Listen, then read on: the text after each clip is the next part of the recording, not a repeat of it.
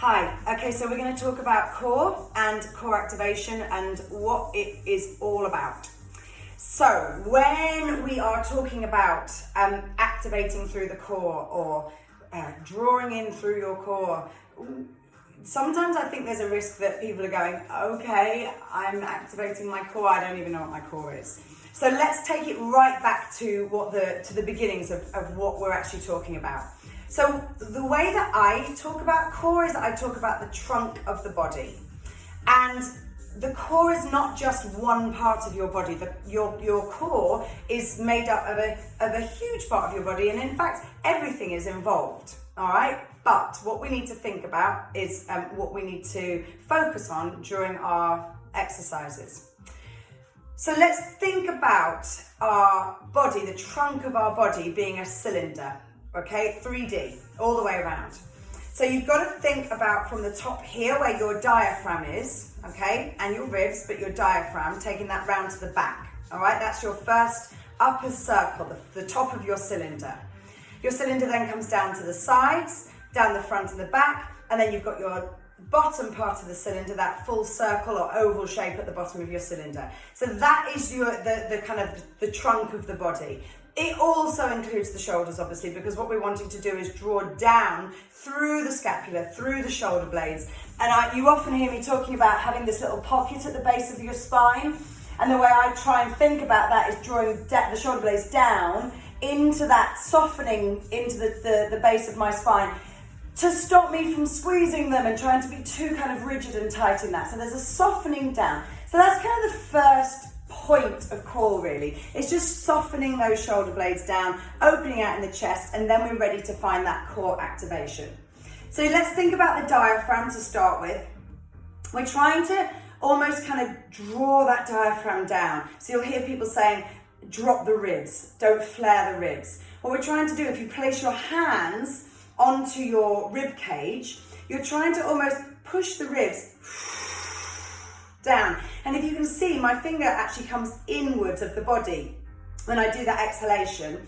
So I breathe into my ribs laterally, which means to the sides, and then as I exhale,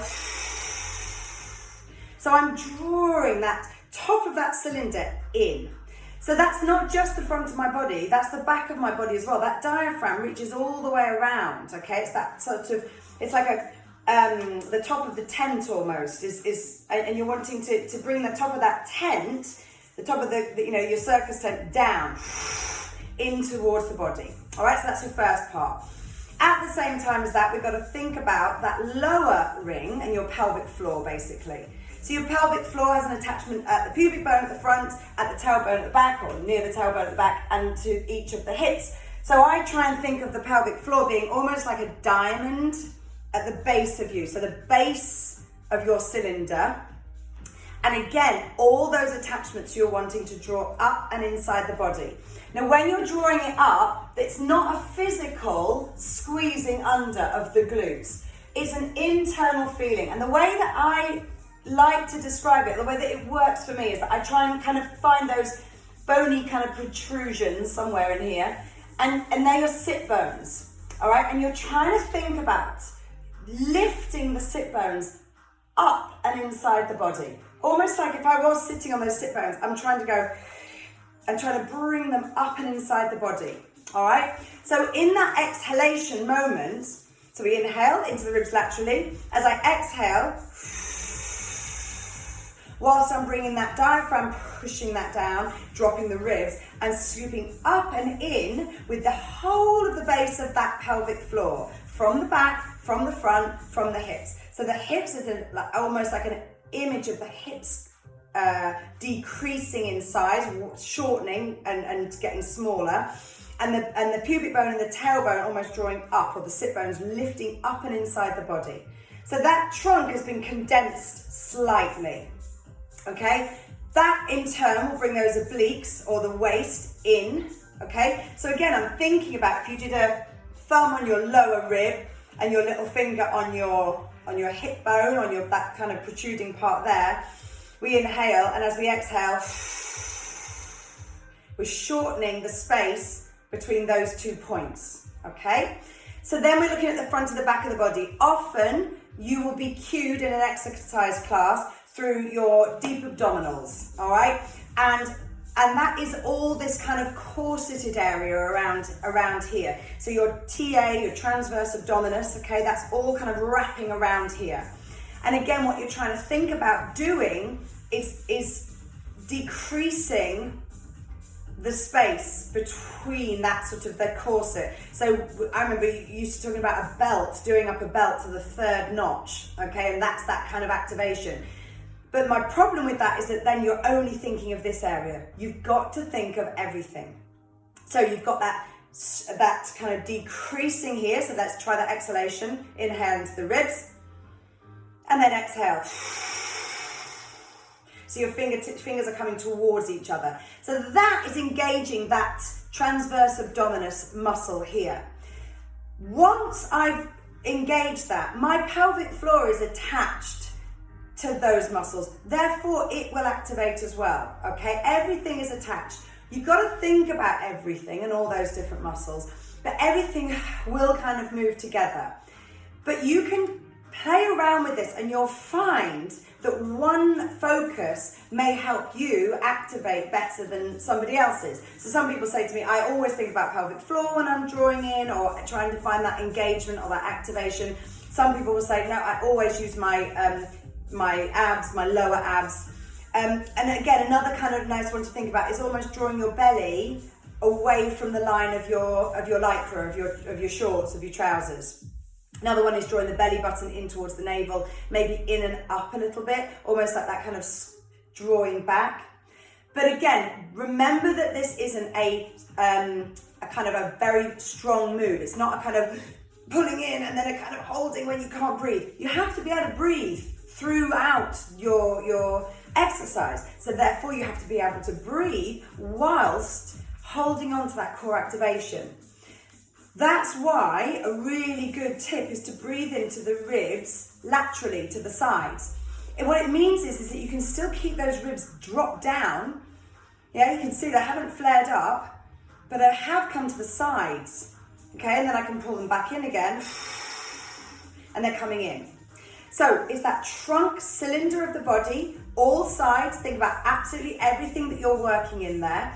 And if you can try and find that core activation in stillness, kneeling like this, sitting on the floor, or lying in that supine position on your back, it's going to be the best way of trying to activate and to try to find that. And then you start layering the movement on. So the levers, the limbs, okay, start to move as you are holding that activation. And that activation is about stabilizing the body. And it's the stability that we're looking for. And once you've got that stability, that's where we can start working on the strength. All right? So when people talk about stability, it means creating a stable base in order to be able to move from it. All right? So just one exercise for you to do in this, because I've talked a lot. Okay, so if we're going down to our supine position, okay, feet are just about, I can just reach them if I just move to either side, so I can just about feel my heels laying down. I want that nice kind of neutral spine, which means if I turn here, it doesn't mean that I'm arching up, but it definitely doesn't mean that I'm pushing down into the mat. I'm trying to find that neutral line of the spine where there's a natural, slight kind of, it's almost like a breath underneath your back. Some people will have more, some people will have less. And then you're trying to find that stable position, drawing up through the pelvic floor, pushing down through the diaphragm or the ribs, closing in here, the front of the body, the back of the body. Everything is finding that stable activation. It's about, we talk about being between 20 and 30%. So if your 100% was that you were unable to talk and going, drawing like that, then you release it, okay, to the point of complete relaxation, and then just bring it back a little bit, all right? Once you have that feeling of that activation, you can still talk, you can still breathe, breathing into the ribs, out to the side. Then we start bringing in movement. So the stability stays here in order for us to start finding movement through the body. So my back doesn't move. My belly doesn't move. The other leg is stabilized. And what we're trying to do is find how we can move through these moves, but keeping the body stable. So this is a really good one to practice if you're just starting off, or if you want to take it back to the basics, back to the beginning. It's always good to do. Remember to recruit those shoulder muscles as well. So you're drawing the shoulders down the spine so that we're keeping that shoulder away from the ear. And then bringing that back to center. Checking in. Am I still activated? Am I using my pelvic floor? Am I drawing down with those ribs? Is my transverse abdominis, my deep abdominals activated? How's the back feeling?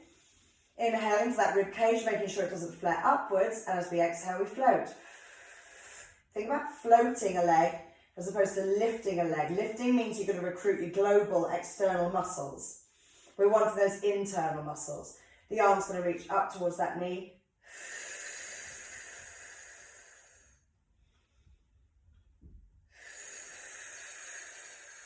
So I'm drawing the shoulder blade down, away from my ear the whole time. And I'm trying not to stabilize with this hand that's on the floor. It's just gently placing itself down by the side of the body. And then from there, obviously, you can start playing around with how much movement you want to do. So we change, yeah?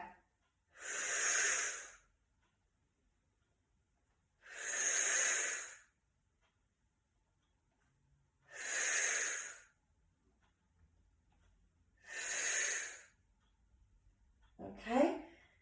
And again, just start small. Start off with small movements and find different positions that you're comfortable in to try and play around with how you can find that lift and activation or engagement and all those words you'll hear and will be used. But it's about finding what works for you, all right? So play around with different areas of the body, different visualizations that help you kind of have that moment where you go, oh, I get it, I feel it, okay? I've got that feeling that we're talking about. I really hope that helps. It isn't easy, and it is practice, and it is just continually trying to kind of find what works for you each time. But good luck with it, and any questions you've got, please feel free to ask.